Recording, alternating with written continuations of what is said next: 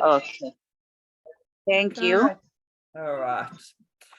Okay, so good afternoon and welcome everybody to this week's session. This week's session, I'm going to be going through the script. There is a contest script that Sonati, our previous immediate past district chief judge, created, and I have added to that script. Ladies and gentlemen, even the contests at international level run off a script. It is the easiest and the best way to make sure that your contest qualifies as an official contest, because in the script, we make sure everything is actioned and covered as it should be as per the latest rule book. I'm going to share my screen and just have a look at that script. So as we go through it, wrong document, there we go. As we go through it, like I mentioned a little bit earlier, we had a dry run with our club contest. Well, we had our club contest, not a dry run. We had our full club contest on Monday night. And the one thing that I did pick up is with the script has been written as if you were running all three contests on different nights. So if you were going to run the international speech contest at one event, and then at a different event, you were going to run the table topics contest, and in a different event, you were going to run the evaluation contest. The reason for this is to give you that opportunity. And also, obviously, once we get to district level, it's very much going to be implemented that way. In this particular case, if you from a club level, area, division level, you might be having all three of your contests in one event. So in that case, please go through the script and amend the script. Take out paragraphs that are not necessary to be repeated 3 times over in the same event. So that is something to consider. And as I go through the script, I will talk about that. It is a really good idea, and we did this on Monday night and it worked very well, is that you share the script with your contest chair, with your chief judges and both backups that you have in those roles, or your Zoom masters and all your timers. By sharing the script with everybody, everybody knows what's expected of them, especially your chief judge, Zoom masters and timers, because they're actively involved in the proceedings during the evening. So if they know what's happening and what's coming up next, they're fully prepared. So please, it's not a bad idea to share the script. Okay. As I mentioned, to open up, let me go back up to this page. As I mentioned, please make amendments to it, depending on how many contests you are having on the evening. But please remember that every single contest, you must have the official opening of the contest. And if your speakers are not in the room, whether it's online or physically at the time of opening the contest, then it is a problem. They should not be allowed into the room. At district level, they definitely will not be allowed into the room. And a couple of years ago at a conference, I was the sergeant at arms at a district contest, and I had to literally close and lock the doors. And nobody was allowed in or out as soon as they declared the contest open. But from a protocol point of view, we do need to declare every single contest open, and we need to adjourn the contest if you are not immediately going to do the contest interviews announcing of the winners. If you are going to do this right at the end of your evening, right at the end of your event after all 3 contests, you do need to adjourn each contest. It is an official requirement. Okay, call the session to order by your Zoom master, have those opening remarks by the contest chair, and then yes, depending how many contests you're running, you might want to do this after each contest, or you might want to do it at the end of the evening, at the end of your event, have those contestant interviews, and to officially declare a contest closed, we announce the winners. As per the rule book, as soon as we announce the winners, and say their names out loud. That is it. It's final. Nobody can change it.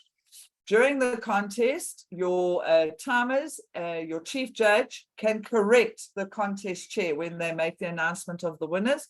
Once those corrections have been acknowledged and put into place and the announcements are remade, you are now, it's official. That is it. The winners cannot be changed. And you then close or adjourn the contest. And that is it. And obviously, it's good manners to give a vote of thanks. In the script that I've shared with you, here you can see I've broken it up as much as I can.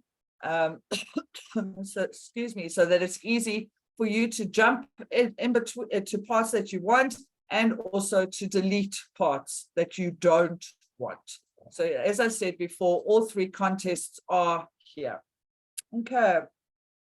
In the script, I do give guidance and instructions for your Zoom masters so that they know when to click on certain spotlighting buttons or muting buttons or unmuting buttons.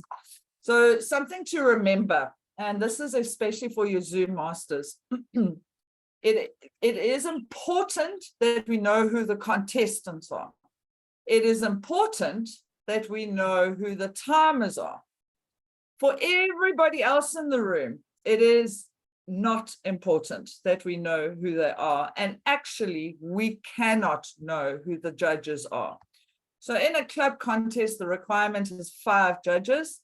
Funny enough, that spells the word judge, J-U-D-G-E. So as Zoom master on Monday night, what I did is I named my judges Judge J, Judge U, Judge D, Judge G, Judge E. And what that allowed was for the chief judge to be able to drag those 5, because in Zoom you can drag the people's little images or little boxes into an order that's comfortable for you. And the chief judge was able to drag them into alphabet, into the order of spelling judge. And she was able to make sure that they were online all of the time because she could, see their little black boxes. And so she knew she had her judges online all of the time. With the timers, we renamed them timer 1 and timer 2, and we put a hashtag in front of the word timer. So hopefully on for the contestants, they were able to find them really, really quickly. The other thing is your timers do come up quite easily because they're the only 2 others that have their videos on. Even though they're not in the video, they personally are on, off video, but their there's timing signals need to be activated, and this can only be activated with video. So Zoom likes to activate people with video right up front in the queue without you moving anybody around. So that really also helps your contestants. So please be aware that in Zoom, you can also use the meeting settings to disable everybody's profile pictures. So nobody will know who is in that room. They'll all see black boxes. You can, as the Zoom masters, rename everybody, making sure that everybody, that there's no violation of the rules and they can move on. This should all be done, obviously, before the contest starts. So we opened up our room 15 minutes beforehand and had all the renaming done as soon as people entered the room. Okay, as you can see, moving on to the script, there's a lot of XXs all over the place. This is where you put in your personal competition details or contest details. So you would go in and fill in the names here of whoever this needs to be. So it's very easy. Control F find. It's going to go and find every occurrence of those X's. And I tried to make them all exactly the same, so it would do that.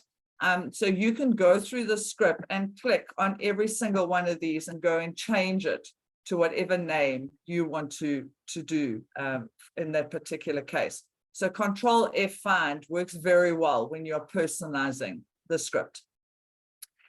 It is important that we acknowledge the role players, but if you are using exactly the same role players for all 3 contests, you do not have to repeat this paragraph, and that's something we realized on Monday night. You can very much take this and do this once, and then actually acknowledge the role players in your introduction, before you even declare contest open, acknowledge the role players for the entire event, and then go and declare each of your competitions open. Okay, where I've got forward slashes, like here, all of these forward slashes that's where you choose. So are you doing a Toastmasters Club contest, an area contest, a division contest, or a district contest? So you can then fill in what is applicable to your contest and delete the rest. Okay, that's what the forward slash is. And if you go select the forward slash control F find, it'll take you through the entire document and show you where you can go and change it so that you can quickly pick that up. Okay. So like I said, acknowledge the role players, but you don't have to do that 3 times if you're having the same contest over. If you are having an in-person or a hybrid contest, you need to speak about photography. If you are having an online contest, obviously this is unnecessary. You don't have to mention that. If it is online or hybrid, then obviously the video feed screen is the speaking area, and we do mention that and remind everybody about that. We also remind everybody, especially the judges, how our contestants became eligible. So we just let them know that we have confirmed their eligibility, and that's why we included it in there. And we then obviously give the speaking order of our contestants. This is for the same for all 3 contests. We have written in blue throughout the script. These are places where I am now giving you hints on how to present this, or how to deliver this particular line or this particular portion of the script. So the blue isn't the stuff you say out loud. The blue is just guidance and a hint on how to actually present or deliver that particular line. Okay. At this stage, your Zoom master should have renamed all of your contestants, but it is really up to you to remind your Zoom master. We then speak about timing. Now, because the timing is different for each of the contests, it's obviously a good idea that you repeat the section for each of the contests. In here, in the timing, not only do we speak about the timing for that particular presentation that we expect from the contestants, but we also talk about what should happen if there's a technical issue. Now, I know that this is covered in great detail in the briefing with your role players, especially your judges and your timers. So it is really up to you if you want to repeat it again. I've put it in here because sometimes I experienced this last year in the online contests. Audience members unmuted themselves and wanted to know what was going on and why were we being unfair and how can we do this, and they interrupted the contest and they distracted the contest chair. So in all honesty, it really depends on how big your audience is. If you want to repeat this and so that your audience has the same background training and briefing that your judges and timers have, it is really up to you if you do. But yes, I did experience it last year where the audience members did interrupt the contest chair and because they thought it was unfair now that we weren't waiting for a particular contestant, or how did it work where they're disqualified. It's really up to you. Oh, excuse me. Then again, the same with the protests.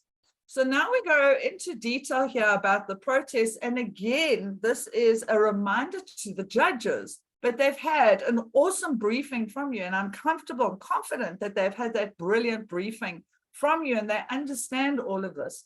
Again, this is included because audience members cannot lodge a protest. So you might want to stop here where it says members of the audience cannot lodge a protest. You covered all of this in the judge's briefing. You do not have to cover it here again. But if you want to and feel that your audience needs to hear this, this is really for the audience, then you are more than welcome to obviously repeat it. And that's why it's in there again, because of the audience. A lot of the content in the script is because of the audience. Everybody else should have had really, really awesome briefings, which I'm comfortable and confident they will have, knowing all of you guys. But if your briefing was rushed or you ran out of, you must have a briefing. As per the rule book, your briefing must be live. You must have a briefing. But if somebody happened to miss a briefing, or you've now got new judges in because your briefed judges didn't arrive on the evening, then it is a really good idea to keep all of this in here for those replacement role players, so that they are reminded of how the contest will run. So again, it's really up to the contest chair and the chief judge to decide how to use the script and what parts of the script to use. After all of this has been confirmed, we confirm with the chief judge that everybody is present. We don't, in the rule book, it actually doesn't ask us to confirm that they have been briefed. That is not a requirement. So I know that it became a tradition in our contest, but it actually isn't a requirement. What is more important is that they're present. That is way more important. So if the contest chair is watching so many people in that room and they're more worried about their script and their contestants, it's really up to the chief judge to make sure that all the other role players are present. So it's more important to ask that they are in place and ready rather than they're being briefed. That question was a little bit mute, wasn't required.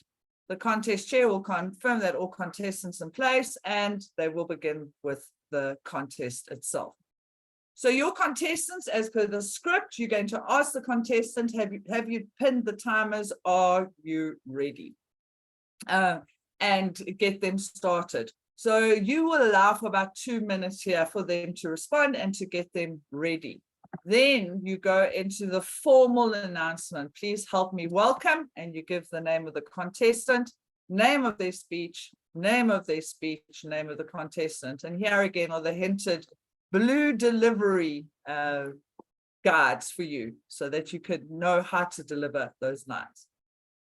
Ladies and gentlemen, please be very aware of pronunciation of people's names. So contest chairs should really, really practice pronouncing their contestants' names. Something that I would personally, this is a personal suggestion and guide from my side, is if your contest chair really struggles with the pronunciation, is for them to choose either a surname or the first name and to use the title Toastmaster. Please help me welcome Toastmaster Kirsten, because Bosworth is difficult to pronounce. Or please help me welcome Toastmaster Bosworth, because Kirsten's difficult to pronounce. It takes a little bit of pressure off your contest chair. It allows them to practice really, really well on one name only instead of 2 names or 3 names or 4 names, depending on who they're announcing. And it allows the contestant to be calmer. People are passionate and very personal about their names, and contestants will be put off or irritated if their name is not announced correctly. I have seen contestants, as they take the stage, correct the contest chair before they carried on speaking. So my advice is to your contest chair, they have already got the script. All they have to do is be comfortable reading the script. They do not have to know the script off by hand. Even our international CEO reads from a script. He does not know it off by heart. So they can read from the script. The preparation for the night that is most important for them is to be able to pronounce the names. And that includes not just the contestants, but the role players. But encourage them to use the title Toastmaster, because if you use the title Toastmaster, you do not have to give both names, first and second. So it is a consideration for them. At the end of, after each person, we talk here about the 1 minute silence. It's always 1 minute. We stick to that. We don't extend that time. And it's here. So the Zoom master is getting all of their instructions in the burgundy. The contest chair is getting all of their instructions or guidance in the light blue, and the actual script is in the black text. So hopefully this script will help the contest chair, the Zoom master, and the timers implement this contest for you as smoothly as possible. The 2-minute silence afterwards is given to us in the rule book, but please understand that we cannot adjourn any contest until every single ballot has been collected. So if your chief judge answers that they have not received all the ballots, then you are allowed to call for another 2 minutes of silence. We need to keep calling for those 2 minutes of silence until the chief judge has all the ballots. We cannot move on until the chief judge has all of those ballots. Okay. At this point, you're going to send everyone out to a breakout room if you are online, and a breakout room if you're in person, to count the ballots. If you want to, you can, as the contest chair and your organizing committee, decide that all the ballots are going to be counted at the end when you are interviewing your contestants. You do not have to count the ballots to move on. You have to have collected the ballots to move on. So as long as your chief judge has got all of those ballots, and they've been WhatsApped directly, obviously, from each judge, because that's the only way we can submit it now online. Once they've got all of those ballots, they can say that they have all of the ballots, and you do not have to go out and count, but you can. It's really up to you. Remember that the chief judge and the 2 ballot counters, those 3 people are the only 3 in that breakout room, whether it's physical or electronic. Please, they're the only 3 that will have access to all of that documentation. And then, like I said, it is very important that you adjourn the session of the contest, because we haven't announced the winners yet. You need to adjourn it. However, you might at this stage, if you're only having one contest, interview your contestants while they're in the ballot counting breakout room, and then you would move straight into the results. When we have all 3 contests in one event, it is a very good idea to have a comfort break directly after the international speech contest before you start the other 2 contests. The reason for this is your judges work literally the longest during this contest. Those presentations in the international speech contest are 5 to 7 minutes each.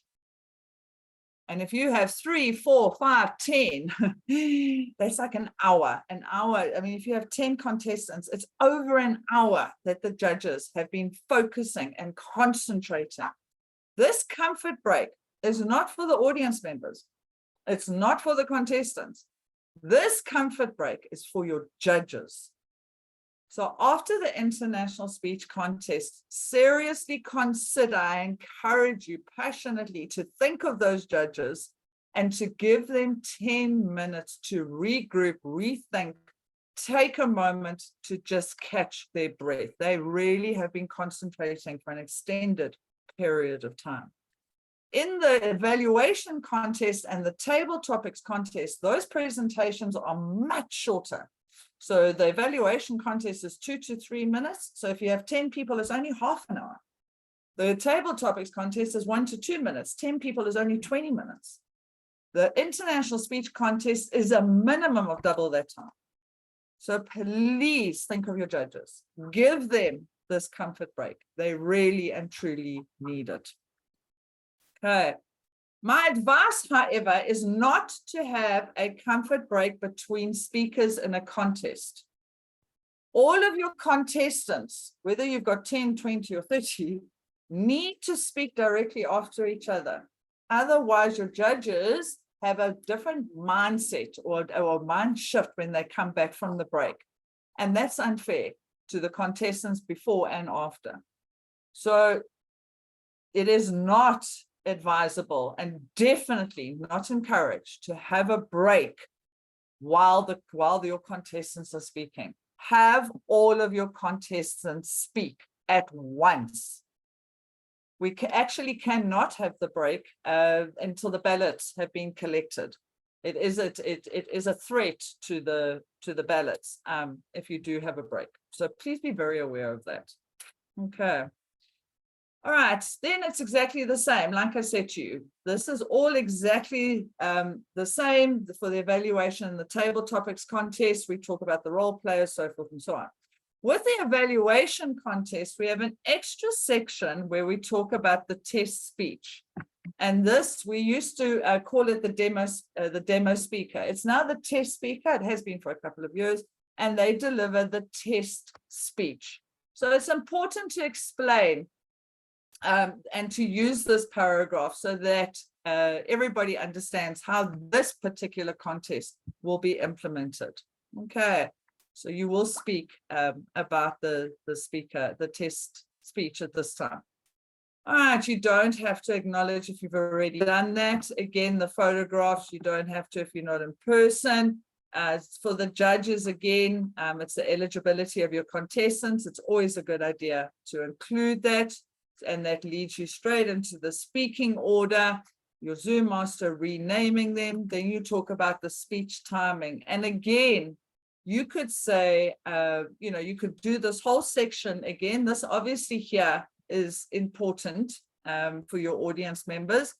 The technical difficulties, the rest of this here, you could have covered right at the beginning when you introduced your role play so that you don't have to repeat it 3 times. However, saying that out loud, I did on in our contest on Monday, we did repeat this only because we had different contestants in each contest. And we felt it would be unfair to just announce this once for those contestants in the international speech contest and not repeat it and reassure the contestants in the other 2 contests. So it's really up to you. And how comfortable you think your contestants are feeling, how confident your contestants are feeling, and how many different contestants you have in each contest. So it is something to consider and something that you can tweak. Again, the protest, we've talked about this. This is really up to you. Remember, your judges should have been briefed, but if there are new judges in the room, possibly this needs to be repeated. Okay, ready to go. We ask if everyone is in place and ready. Contestants are all present and the contest begins. Now, with the international, if you're having all 3 events, if you're running the international speech contest and there are contestants that are only competing in the evaluation and or the table topics contest, they're not doing a prepared presentation. They don't have to be in the room when this international speech contest starts. But when you or your contest chair says, I now declare this contest open, whether it's the evaluation contest or the table topics contest, the contestants for this contest must be in the room. They must be in the room. So if some of your contestants are late logging onto your contest, but they're not in your first contest, and all of your contestants are there for your first contest, you can start that contest. Your contestants need to be there and online or in person for their contest only. So you can move on. So it's a good idea that as the contest chair, you check to make sure all of your contestants for this contest are online or in person, ready to go before you declare the contest open. Okay, otherwise you literally are closing the doors on them. Remember, speaking order is supposed to happen at the briefing.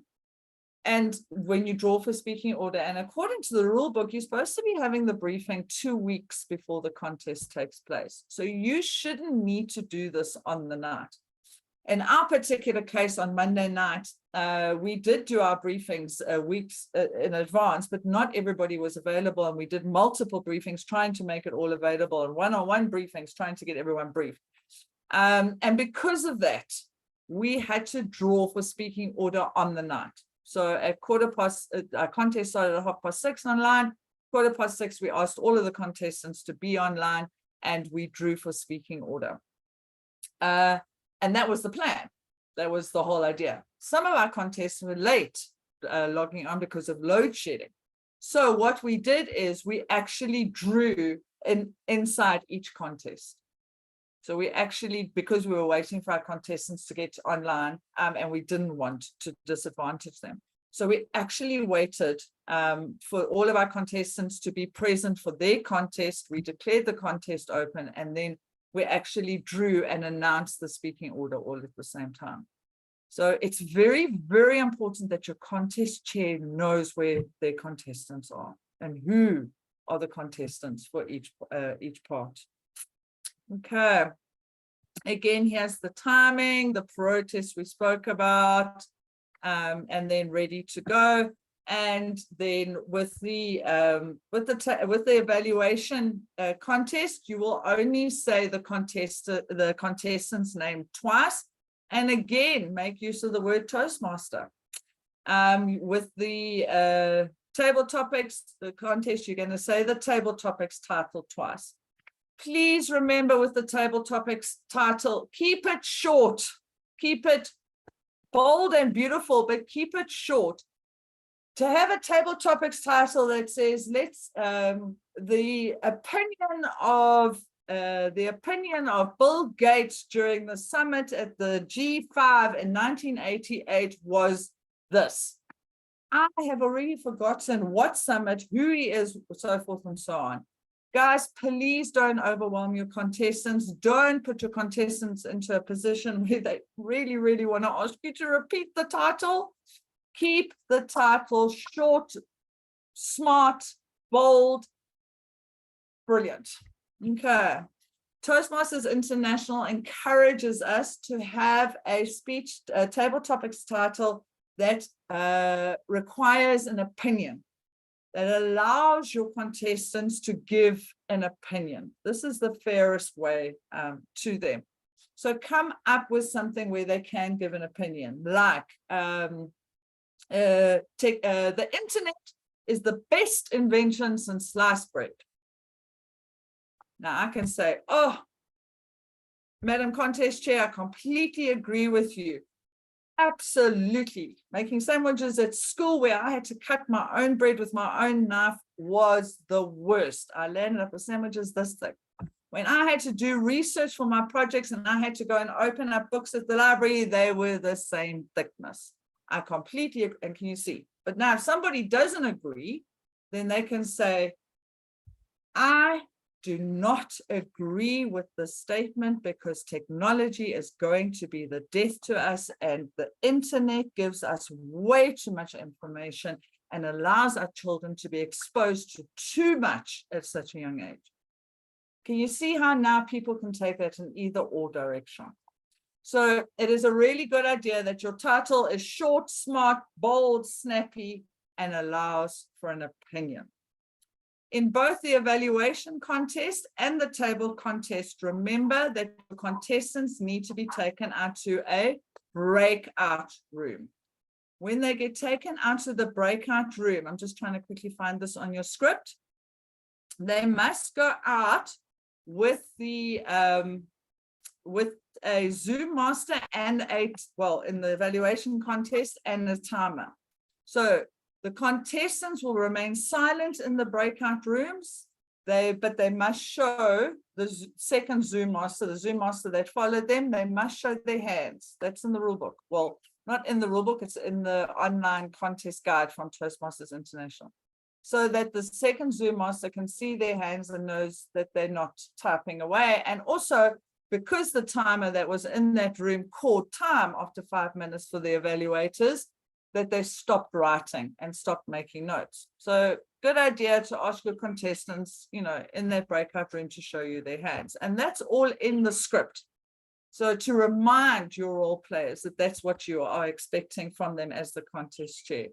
And in here, it talks about the fact that the timer will return, that went with them, will return. And that's when they return at the end of the 5 minutes, that's when we know 5 minutes is up. And you, as the contest chair, can now call the first contestant out. Okay. So again, all of the burgundy text is for your Zoom master. All of the blue text is for you, guidance on your delivery. All of the black text is actually what you say. Okay. when we go through it, it's exactly the same for table topics. Don't forget the breakout room. It's all exactly the same. You can decide what you want to keep in and what you don't want to keep in. And then you might now, at the end of all 3 contests, actually do the ballot counting. So make sure at the end of evaluation, your chief judge has all of their ballots. Make sure at the end of table topics, they have all of their ballots. And then before you start interviewing the contestants, this is when you can send them out to their breakout room. The contest chair, while they are counting the ballots, will then do the interviews. My advice to you here for the contest chairs, the way they should possibly consider using the script, is they go and write the contestants' names down. And as they get that profile form back, they go and actually write the question out here already. 1 question is usually enough time, and we're all Toastmasters. So, you know, your contestant can stretch that to 2 minutes. You can let them know as the contest chair that they have 1 to 2 minutes to answer, or, you know, don't even mention time if you want them to take their time, because you only have 4 or 5 contestants.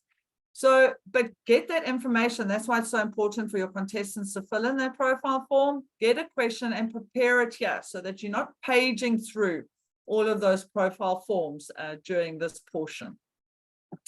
And then when your chief judge now gives you the results, or gives the contest chair the results, you are now going to announce them.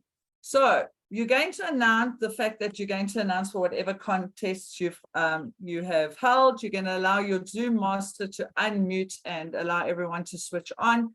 What I did here, while as Zoom master, while the contestants were being interviewed, I went and renamed everybody back to their names and allowed them to unmute and allowed them to switch their video on, except the judges. Obviously, I left them as judge 1, 2, 3 and kept their cameras off and their profile pictures off. I didn't switch anyone's profile pictures back on. So that the judges remained behind those little black screens the whole entire time. But everybody else, I encouraged that, you know, as Zoom master, I asked them to unmute themselves, I asked them to switch their cameras on, and I renamed them as their names as they did that. Okay, so that it's a more interactive at the end. Right. You're then going to announce the winners. So for the table topics contest, you're going to declare whether there were any disqualifications based on time or originality, and whether the tiebreaker's judge ballot was used or not used. So here, choose one. Okay, you'll cross out or delete what you don't need. You're going to announce your winners in reverse order. If there are 3 or more winners, you are 3 or more contestants, apologies, there must be 3 here. If there are 3 or more contestants, then you're going to do 3rd, 2nd, and 1st place. Obviously, if there is less than 3 contestants, you just announce the winner. The 2nd place person knows who they are. You just announce the winner. That's all you do. We don't acknowledge the 2nd place. However, saying that out loud, I thought that was really unfair, especially if in your club area and division, in your club and area, you have 2 contestants going through. If you have 2 contestants going through and you only have 2 contestants in your contest, I personally would announce both of them, because both of them are going through. And they deserve to have the accolades and the applause of your audience that you've now unmuted, showing their videos, and you can see their real names. So it's really up to you how you know, the rule book says to us, if there's 3 or more, then we do, 3rd, 2nd, 1st. If there's less than 3, then we only announce the winner. However, I think you should acknowledge the 2nd player, the 2nd place person. And you will now do this for each of the contests. And at the end of the announcing for each of the contests, you're going to say, this concludes, this sentence is very important as per protocol. This concludes and adjourns this contest for, and whatever it is, club, area, division, or district. You need to conclude and adjourn the contest. For each contest, declaring our winners is now final. And then thereafter you can have a vote of thanks. And either you as the contest chair can do it, or the area director, division director, club president, whoever, you want to do a vote of thanks. Are there any questions, comments, concerns, considerations, anything anybody wants to add to our script discussion today? When I say discussion, Kirsten spoke, one-way discussion. Is there anybody that wants to add any comments, concerns, considerations? Kirsten? Dimitri, sir, good afternoon. Hello, everybody. My apologies. I came on a bit late. I'm sitting in the car, so I'm not putting the camera on. That's Quick all good. question. Are we using the Excel worksheet this year for voting judges? So only the Excel spreadsheet that is available on the international website. You are allowed to use that as a tool while you are voting, but you have to fill in the ballot paper, piece of paper, whether it's PDF or electronically, or you've printed it out. But that piece of PDF that's got the dotted line that says fold or cut here, that needs to go through to your chief judge. You can't send them a screenshot of your Excel page. You can't send them an Excel sheet with just the results on. You can't send a WhatsApp with just the results on. That ballot part has to go through to them. Okay, so we'll just send them the PDF after we fill it in, just that bottom bit. Correct. Thank you. Okay. Anyone else? Anything else? Hi, it's Bonkatile here. I just switch on my camera. I just wanted to find out, in terms of judges, are they gonna have their own training? Because we haven't sorted out our judges for our club date. So we have got videos in the YouTube playlist where we've spoken about the judging ballots and all of that. And then coming up, the next 3 weeks, what we've got left, we've literally only got time now to talk about each of the contests individually. So if you do, for your judges, my advice is make use of the international website. There are tutorials and resources there. Have a look at the YouTube playlist for any videos that will assist you with that.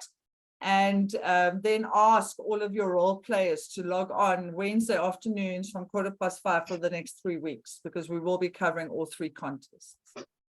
Thank you. I hope that helps. Yes, it does. Thank you. Okay. Anyone else? All right, awesome. Ladies and gentlemen, I am going to close this session. It is 6 o'clock on the nose. Load shedding is knocking at my front door. I wish you all a really, really good evening, an awesome week, and we will see you back in the same place at the same time next week, Wednesday. Travel safe, stay cool, bye.